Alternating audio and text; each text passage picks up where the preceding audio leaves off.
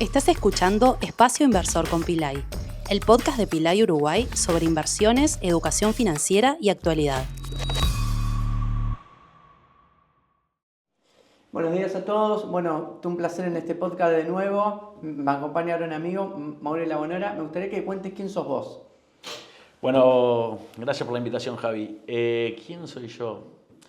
Una persona común y corriente, emprendedor de serial. Y nada, solo eso, padre de familia, solo eso. ¿Y te acordás la primera vez que te metiste en el mundo inmobiliario? ¿Cómo fue? Sí, la primera vez que tuve el acceso para poder meterme en algo inmobiliario fue a los 27 años, 28 años, que logré comprar un terreno financiado en La Tabona. Yo le vendí unos equipos, entonces con parte de eso le pagué parte de eso del terreno. Y después saqué un crédito hipotecario para construir y así arranqué. Construí esa casa que en algún momento hasta pensaba en quedármela. Yo justo me estaba casando cuando estaba terminando la casa, y al final cayó un argentino que hoy somos muy amigos. Y nada, le encantó, me la compró, hice una diferencia y dije, esto es lo mío. Porque aparte el negocio me encanta, yo vengo del palo de la construcción, pero de carpintería de obra, pero viene de mi abuelo, entonces, nada, mi tío es arquitecto, nosotros vivimos en las obras desde chico, entonces, nada, tenías ese gusto por la constructora. De hecho, si hubiera estudiado una carrera, hubiera sido arquitecto. Y ahí, en tu familia, entonces cuando vos eras chico, ¿te acordás de alguna vivencia que te llevó esto de amarlo en lo constructivo? Sí, a ver, yo lo que me acuerdo es que seguro siempre de chico dibujaba casas, ¿viste? Me encantaba. Pero más allá de eso, digamos, mi padre 2x3 me llevaba con él en la camioneta, recorríamos las obras, tanto para, no sé, o ver clientes o trabajos que podían ser trabajos nuevos, o obras que estaban en curso y que yo iba. Y después, más de adolescente, debo admitir que repetí algún año del colegio, y esos años me quedaba sin vacaciones y 3 meses a trabajar en la carpintería, y ahí estaba de 7 de la mañana a 7 de la tarde metiéndole, y terminé manejando la camioneta, y yo hacía del que llevaba todo a las obras y me bajaba, y bueno, y nada, y ahí un poco el amor por el rubro, digamos. ¿Y hoy en día con tus hijos se lo transmitís de alguna manera? Saben perfecto lo que hago, Okay. saben perfecto lo que hago, los llevo a veces a la oficina, les muestro las obras que estamos haciendo. Nosotros justo vivimos enfrente a huertas, o sea que digamos, lo ven de cerca. Sobre todo los más grandes, yo tengo unos Messi de 9 y que bueno, entienden un poco más, pero les muestro ahí huertas, y cuando vamos para el colegio pasamos por Cala, del Liot. Entonces vieron toda la evolución, pues todos los días pasando y todos los días veíamos la torre crecer. Entonces, de alguna manera, ahora les dije que los voy a llevar a la inauguración. Pero sí, les transmito, y si les preguntaste, dicen, sí, mi papá hace edificios. ¿Y te imaginás vos trabajando con ellos? Sí, ojalá, pero en realidad es más una decisión de ellos. Yo soy más liberal en ese sentido, de que pueden elegir lo que quieran, lo que les divierta. Si vienen conmigo, ojalá, porque está buenísimo. Nada, sí. La verdad que sí, yo creo que a cualquier padre le encantaría trabajar con los hijos. Pero si les encanta, a eso es lo que quiero decir, tienen que ser felices. Y con el rubro, digamos. Yo de vez en cuando les pregunto constantemente a ver si les gustaría. Y Catalina, que es la segunda, me dice, no sé, papá, no te puedo contestar, no tengo idea todavía. Sí, claro. Puede ser que sí, puede ser que no. Yo les pregunto qué quieren hacer de grandes, o es futbolista o, no sé, policía. Todavía estamos en esa, ¿viste? Así que no les puedo apurar mucho. ¿Qué opinión tenés de las alianzas? Porque, ¿viste? Hay como una sensación en Uruguay de que la torta es chiquita. Entonces dice, ¿vale la pena compartirlo o no? ¿Hasta qué punto? ¿Qué opinión tenés vos de eso? Yo soy, sin duda, pro alianza. Sí, me parece que los equipos suman. Estoy acostumbrado a ver, este rubro es muy difícil, digo, para la gente que no lo conoce, es complejo, es difícil, no es fácil llegar a lo que uno ve y parece que, bueno, mirá, construyeron una torre. No, para llegar ahí son 5 años de laburo, de saltar 100 barreras. Yo creo que al final las alianzas permiten acelerar ese proceso porque lo que no tiene uno lo tiene el otro. Y de alguna manera ese complemento, nuestra filosofía es ir rápido, ¿no? O sea, digamos, no frenar el camino, no querer sacarle el jugo a la piedra. O sea, al final es hacer, es el placer de hacer. Y si deja 1, 2, 3... mejor que deje 3, pero lo importante es que se haga. Entonces, con esa filosofía nosotros hemos abierto varios negocios a competidores amigos. Algunos todavía no se hicieron, pero somos sin duda Pro Alianza, sin duda. ¿Cómo surgió Huertas? O sea, ¿te inspiraste en algún lado? ¿Lo estabas viendo? O sea, ¿cómo se dio? Y me gustaría que cuentes un poco cómo fue el proceso desde el principio hasta el final de lo que terminó. Lo que te pueda contar. ¿Lo que me puedas contar? Si no van a pensar que estoy loco. No, mirá. Yo me dedicaba a hacer casas en los barrios de La Tabona, a partir de esa que te conté, de la primera inversión inmobiliaria, y hacía casas para vender a una familia. O sea, digamos, algo que no es tan común. Yo hacía las casas para vender porque compraba los lotes, yo mismo me encargaba de hacer el proyecto con arquitectos, me metía en todo, era mi estilo, o sea, siempre era mi estilo. Es más, si vos vas a nuestra oficina, a nuestras casas, a Huertas, acá en la Elliot, siempre vas a encontrar el mismo estilo adentro. Entonces, un poco eso, y funcionaba, y la gente le encantaba, y la verdad que nos iba bárbaro. Y yo ahí tenía la constructora también, que teníamos 200, llegamos a tener como 200 personas. Y en ese momento, bueno, justamente de haber crecido un poco, yo dije, che, todo este esfuerzo, si yo lo pudiera maximizar en media densidad, me cuesta lo mismo hacer una casa que un edificio de 4 pisos, por decirte algo. Entonces dije, no tiene sentido, mis horas van a valer mucho más. Lo que pasa es que para eso necesitas capital, y eso era lo que no tenía del todo. Entonces, nada, la experiencia era que había mucha gente que venía a comprar la casa, y lo que yo notaba es que al final todos querían más o menos los 3 dormitorios. Ese era como lo que se mantenía en todo lo que pedían. Unos te decían, es mi estilo, no es mi estilo, quiero el servicio, quiero la piscina, pero los 3 dormitorios eran la fija.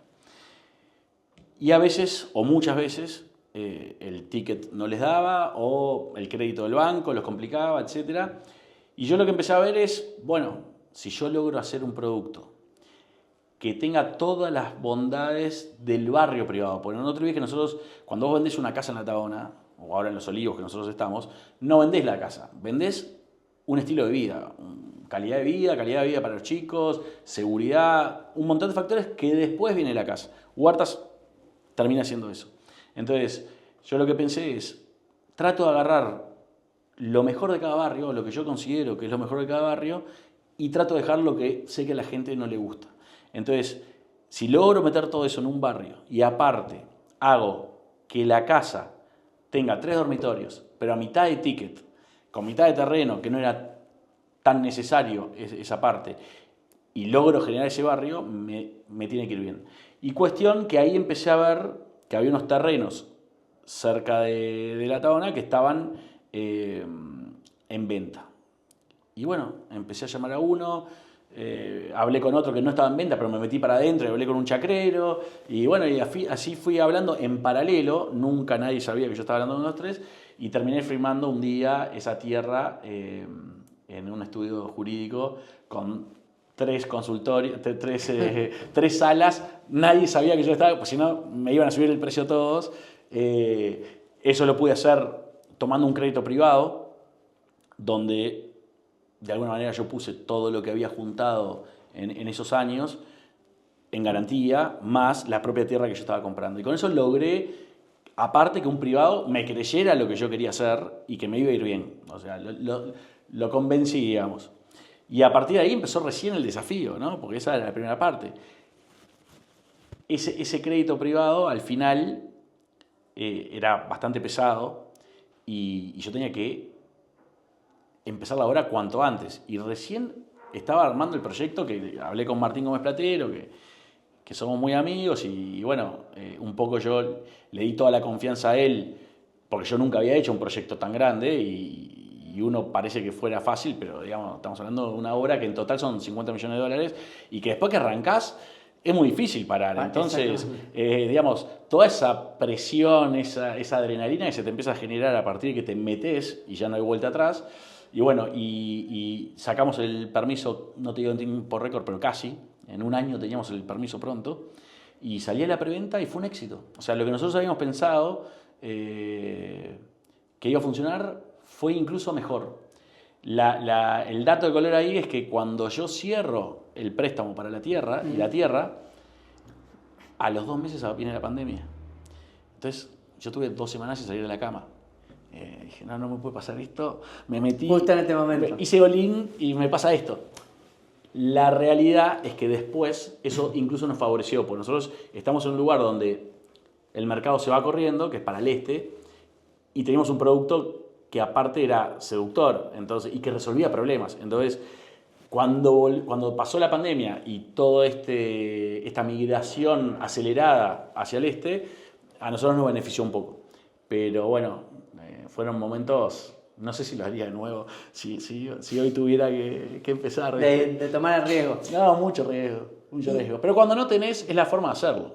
O sea, no hay otra forma, no existe el momento, no existe ahorrar para tomar un riesgo. O sea, el riesgo, cuando uno ve la oportunidad, tiene que decidir sí o no, estoy adentro, estoy afuera, y después que está adentro, dejar todo en la cancha hasta que salga, ¿no?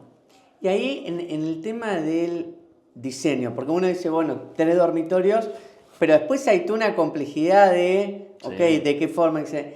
¿Qué tanto te gusta a vos meterte ahí? ¿Está? Porque decís, bueno, lo tengo como platero, un especialista, pero uno siempre como desarrollador quiere opinar un poco. Los volví locos.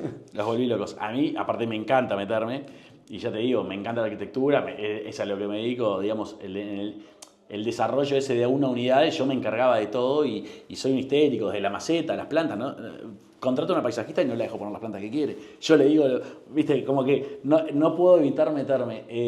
Y con Gómez Platero, nada, tengo una sinergia brutal, tiene tremendo equipo, nosotros también tenemos tremendo equipo, somos pocos pero buenos, y la verdad que congeniamos enseguida y fuimos haciendo un ida y vuelta que nos llevó al producto que eran 6 casas distintas, lo cual lo complejizaba muchísimo, y no solo eso, sino que yo después le agregué que cada cliente podía elegir el terreno y la casa. Entonces, para los permisos de construcción fue un caos, porque imagínate, no podías presentar los permisos con qué casa, si todavía no estaban vendidas y no sabías cuál iba. Entonces, presentamos plano tras plano cuando se iban actualizando. Si te cuento todo, Huerta, son 5 horas y no puedo. Y ahí esto de haber dado tantas opciones, porque uno, escucha que en general, si una persona le digo, bueno, ¿qué Coca-Cola querés? Y le decís, y le da una común, está. Ahora, si le empiezo a dar opciones, light, cero, etcétera, le complejizo tanto que deja dudar. ¿O te arrepentís en parte de haber dado tantas opciones? No. ¿Que en base a la demanda que tuvieron? No. Y de hecho son 6 opciones más 2 plus. O sea, 2 de esas 6 casas se podían agrandar y tener un ambiente más. No, al revés. Te digo que estoy feliz de haberlo hecho porque fue algo que facilitó al final esa venta, porque más o menos contemplaba las necesidades de todos. Para nosotros fue un caos, pero mejoró muchísimo el proyecto. Y aparte, si uno lo diseña, es difícil lograr esa salpicadura natural. Entonces teníamos casa de 2 pisos, de 1 piso. Yo sí lo que le daba también eran 6 opciones de colores exteriores, para estar dentro de una gama, pero que cada uno eligiera. Entonces, como que era muy versátil el producto, muy complejo. En Gómez Platero me querían matar, y en Posadas también, pero, porque incluso notarialmente era un lío, pero terminó siendo un mucho mejor producto que si yo hubiera dicho, che, este es el producto, estas son las casas, el que quiere las compra, el que no, y ¿viste? Sí, porque aparte, en el fondo, todos nos queremos diferenciar en algo. Y bueno, de estar al lado. Es un poquito tailor-made, ¿viste? Te digo, dentro de lo que se podías elegirla a tu gusto. Y si te gusta el sol, si no te gusta el sol, si querés más terreno, agarras una de 2 pisos, si querés no te importa el terreno, puedes hacerla de 1 piso. O sea, tenía esas variables, y al mismo tiempo a ese barrio, de nuevo, nosotros vendemos barrio ahí y después casa, y le pusimos tremendo clubhouse, cancha de tenis, cancha de pádel, que ahora parece normal, pero digamos, éramos de los primeros, y un paisajismo brutal. Yo gasté mucho presupuesto en paisajismo desde el día 1. lo cual también me generó unos problemas, porque mandé plantar todo antes que la obra, y plantamos 500 árboles de 15, 17, 20 años, porque yo lo que quería era, no, este es el producto que te voy a vender, que lo vas a ver dentro de 20 años, te lo trataba de acelerar lo máximo posible, ¿viste?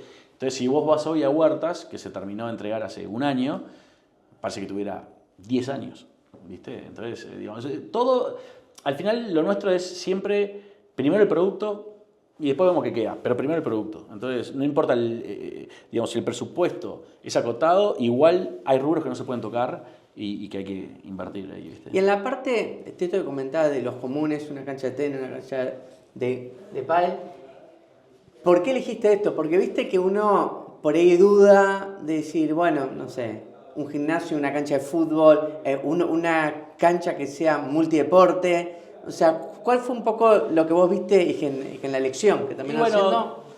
Viendo a nuestro público, o sea, más o menos el público que manejamos, el pádel estaba arrancando, o sea, no es lo que es ahora, hace 5 años cuando lo decidimos, o 6 años, estaba arrancando. Y nada, me pareció divertido que vos no tengas que ir a alquilar una cancha y tenías tu cancha adentro, entonces era un valor agregado más. Lo mismo la cancha de tenis y lo mismo el clubhouse. Si querés festejar un cumpleaños no tenés que alquilar un salón, usás el clubhouse.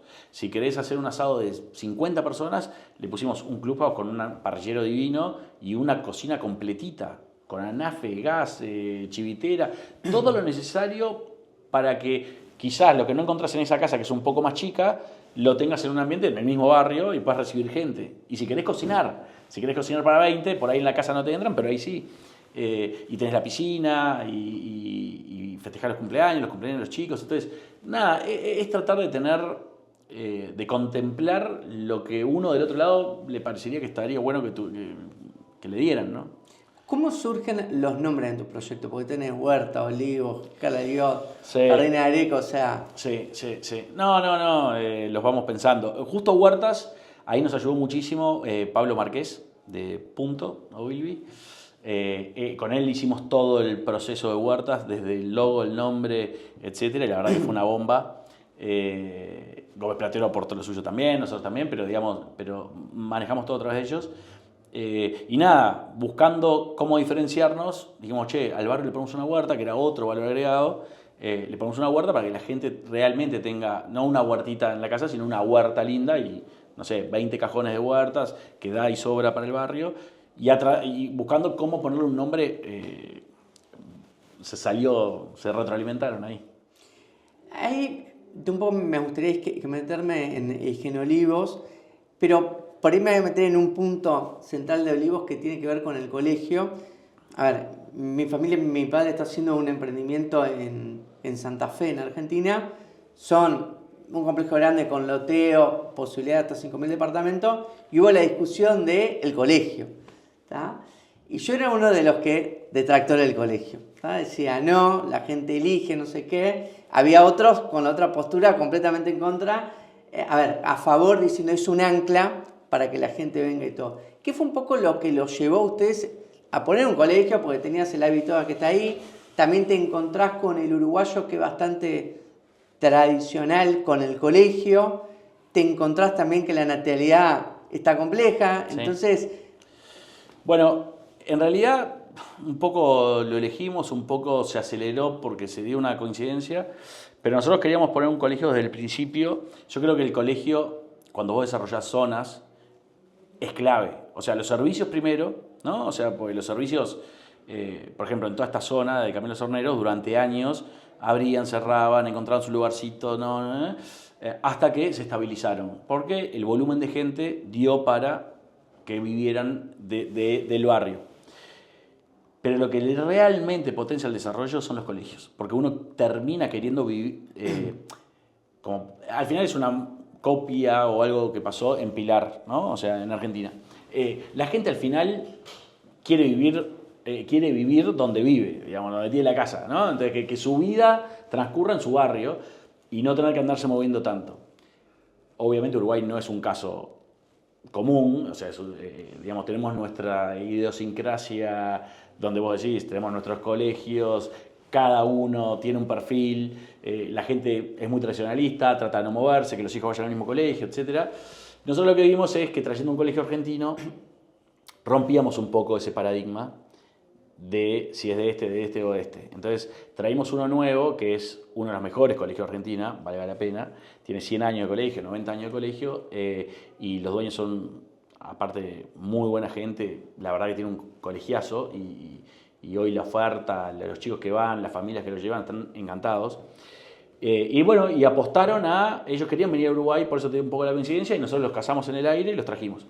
Y la verdad que estamos felices. El año pasado ya empezaron, que terminamos entregando la obra el día que arrancaban, ¿no? Pero aún así arrancaron, y este año que abrieron las inscripciones para el año que viene, ya le está yendo muy, muy bien. ¿Cómo fue el proceso, se puede contar un poco, de convencer al colegio? Porque bueno, esto es una apuesta, venir a Uruguay y venir con ustedes y a ese lugar. Sí, ellos ya habían decidido venir a Uruguay. Okay. Ahí la coincidencia. Ellos no sabían dónde instalarse, sondearon Carrasco, yo creo que era imposible entrar en Carrasco con lo que implica, y no hay tierra, y si encontrás es carísima, etc. Y ya muy saturado con los colegios tradicionales. Entonces, yo creo que ellos también evaluaron Punta del Este, que era algo lógico, y en el camino nos lo acercan y empezamos a hablar, y dijimos, no, esto es para vos, porque este es el nuevo Carrasco. O sea, vos tenés la oportunidad de entrar a un lugar donde después los demás van a terminar viniendo, probablemente con sucursales. Las canchas de todos los colegios están en esa zona. Ya hay un colegio instalado, que es el Ivy, y al final del día esta zona tiene un potencial de crecimiento y una perspectiva clara de crecimiento enorme. Entonces ese déficit va a estar, porque hay un montón de gente que no le interesan los colegios. O sea, como hay muchos que sí, hay muchos que no, que dicen, che, me queda práctico llevarlo ahí, sí. Buenísimo. Si a eso le sumamos que es casi que la mejor oferta que existe, digamos, el colegio de ellos, digamos, de este Moorland, San Catherine Moorland, está al nivel de los colegios buenos de Carrasco. Entonces, digamos, con ese perfil, nada, y ahí, a ver, es que estuvo el otro día Carolina acá, en el podcast, Dobat, y uno lo que ve es que ahí eligieron el estudio como para poder hacer el colegio.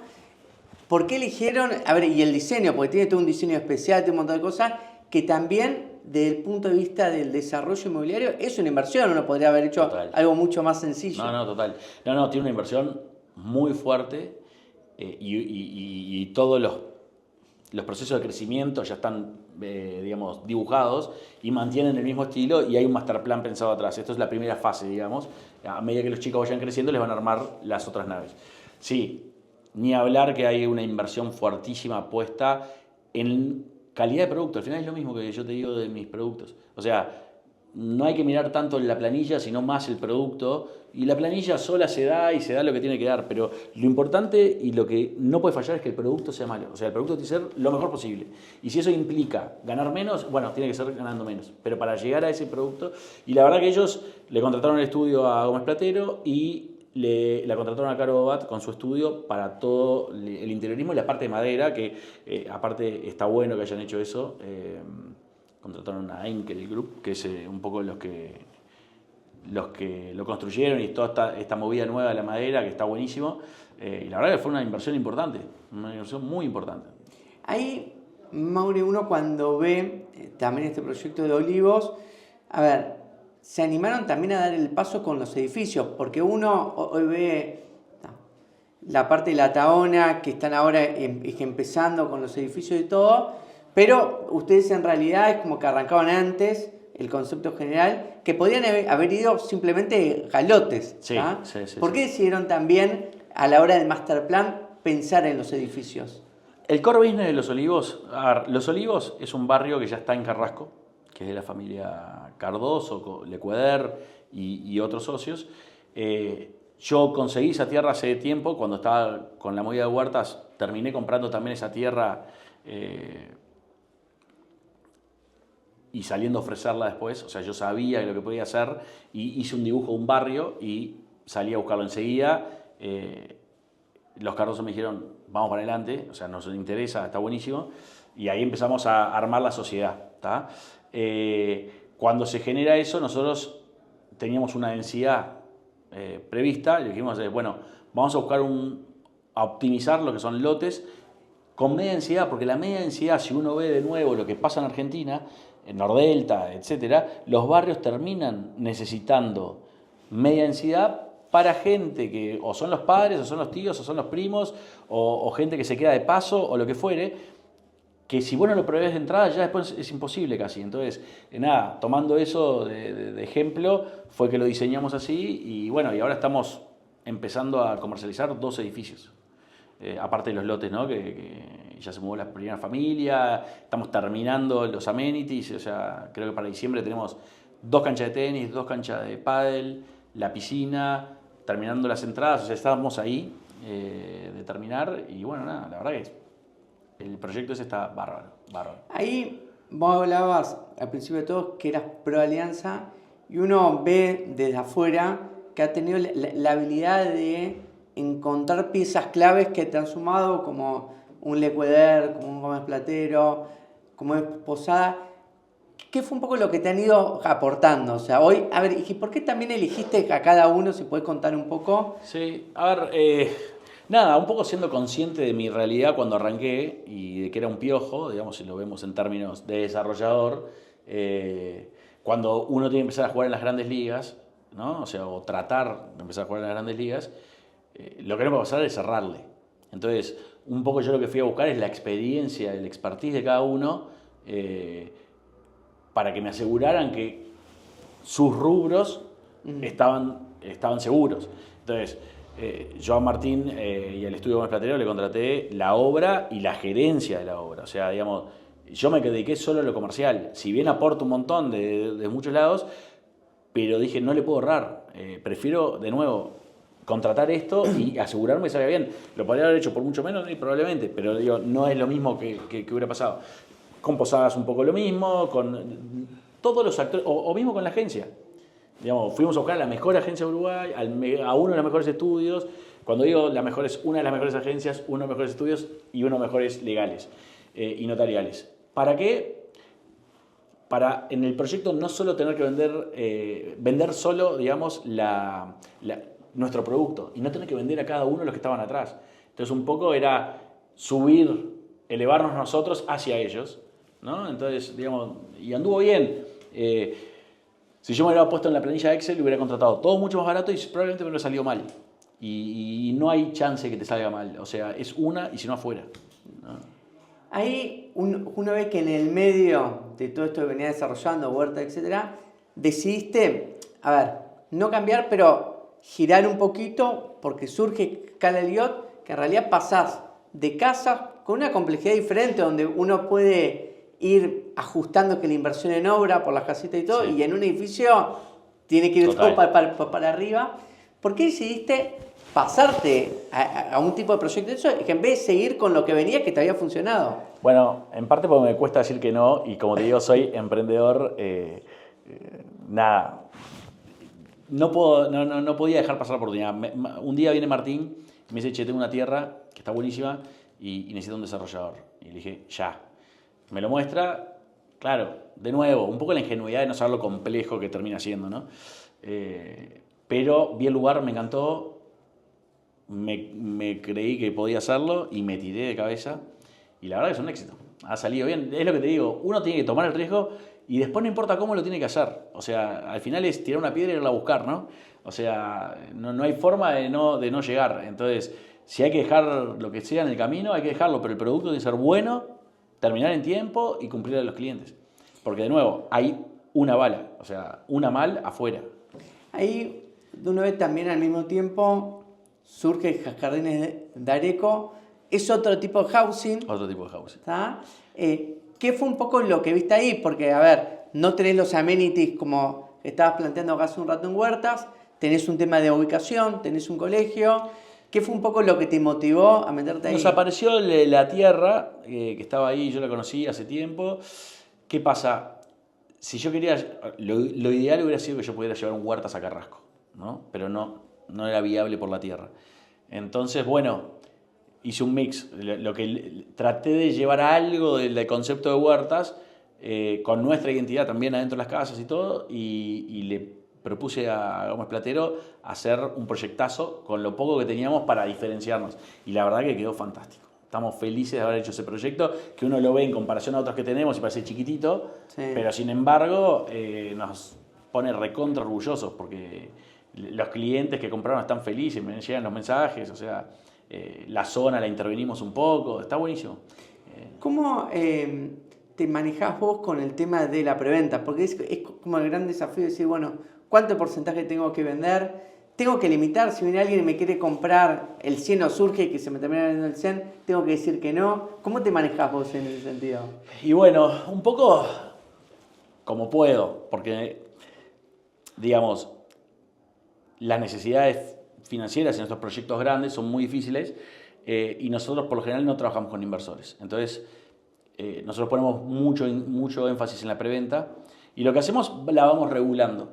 O sea, tratamos de llegar al punto que por lo general es un 30%, con eso logramos estar dentro, con eso una línea de crédito y algo de equity, logramos estar en el modelo típico de un desarrollo y después tratamos de ir regulando un poco más esa venta, subiendo un poquito los precios y llevando el equilibrio que después al final nos permite terminar de equilibrar cuando terminado vale un poco más. Pero no tenemos un número, en realidad o sea, es difícil que dejemos de vender. Es difícil. Entonces, si hay clientela, y bueno, ajustaremos un poquito el precio, pero vendemos. O sea, somos vendedores siempre, ¿no? Yo creo que nunca dejé que pasar una venta. Ahí, con respecto al pricing de los edificios, quería plantearte dos cosas. Una tiene que ver con en qué punto generalmente decís, bueno, voy haciendo aumento, o sea, llegamos, no sé, al 30, aumento, llego al 50, aumento.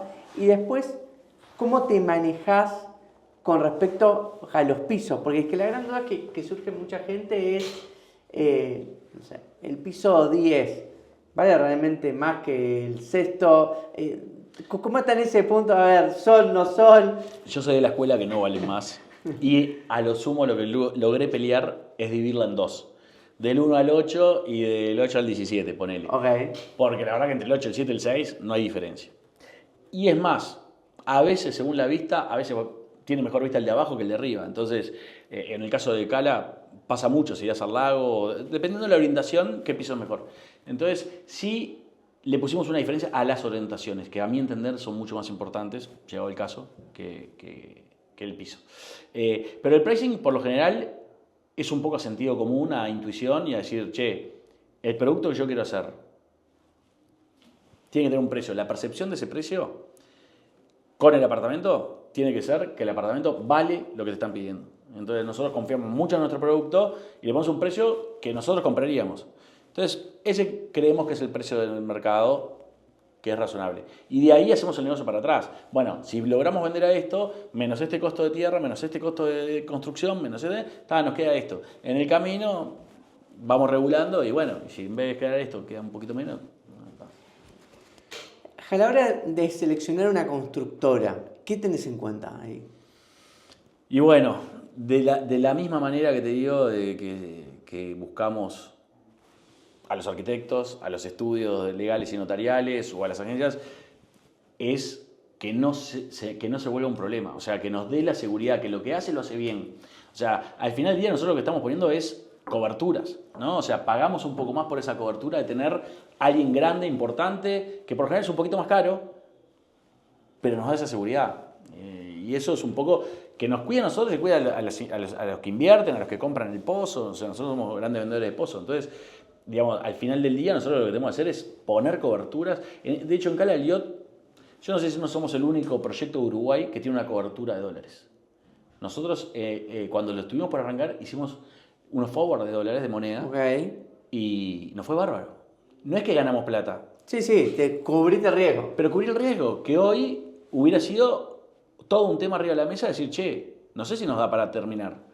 ¿Viste? Entonces, esa modalidad con el dólar bajando, nosotros arrancamos con un dólar a 42 y terminamos cambiando a 44 y a 46, los promedios. Y tuvimos la mitad de la torre a 37. No dan los números por ningún lado, pues es más de la ganancia y la ganancia de la constructora. Entonces, digamos, se genera ese problema. En Huerta nos pasó, y de hecho nos trajo algún problemita que otro, no habíamos hecho cobertura. Al final ese aprendizaje lo vas volcando en otros y eso es un poco... Ese aprendizaje también es el que tratamos de comprarle de alguna manera a los grandes. Entonces, nuestro propio aprendizaje nos va haciendo no repetir esos errores, ¿no? ¿Te acordás algún otro error inmobiliario que cometiste, a ver, o que te generó un aprendizaje? Y te diría que el más grande fue Huertas. El más grande fue Huertas, que fue por un tema contractual. Y eso yo no lo vi venir, ¿viste? O sea, digamos, pero contractual en cuanto a la cobertura, porque, digamos, de nuevo, yo hice todo lo que pude para tratar de cubrir todas las cosas, y el dólar nos jugó una mala pasada, obviamente la constructora la complicó, y bueno, está. Uno aprende que después es lo que es, y tiene que aceptarlo, aprender, aunque salga carísimo, y seguir para adelante. Es que el gran tema de los contratos, y más cuando uno está entusiasmado con los proyectos, es que vos querés firmar o no querés salir, y que realmente siempre hay que intentar pensar el peor escenario, pero es complejo porque uno es demasiado positivo. Sí. Entonces, por uno quiere arrancar y deja pasar algunas cosas de largo, y la verdad que después, si todo va bien no pasa nada, pero si va mal, y bueno, a nadie le gusta perder plata, ¿no? Ahí, ¿te acordás algún consejo que te dieron en tu vida que lo vivís repitiendo por ahí cuando estás en un momento difícil, se te viene a la mente? Sí, tengo varios, pero a ver, lo más importante que consejo para mí es el viejo, ¿viste? O los viejos. Papá y mamá que de alguna manera, no es que me lo decían todo el tiempo, pero me enseñaron a ser buena gente y a tener empatía y a tratar de ayudar al que se puede ayudar. Entonces, eso más que un consejo, es tipo, me lo hicieron demostrándolo.